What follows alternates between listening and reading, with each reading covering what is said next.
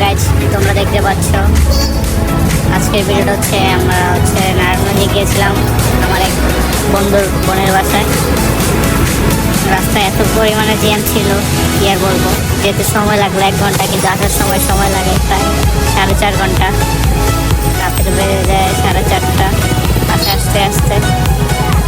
তো এর মাঝে আমার বন্ধু জানলা দিয়ে বের হয়ে সাইড থেকে কয়েকটা ভিডিও নিল এবং আমি বললাম আমার কয়েকটা ছবিও নিল। রাস্তায় এত পরিমাণে ট্রাক ছিল যে আমার থেকে যা আসতেছিল কিছু দেখা যাচ্ছিল না।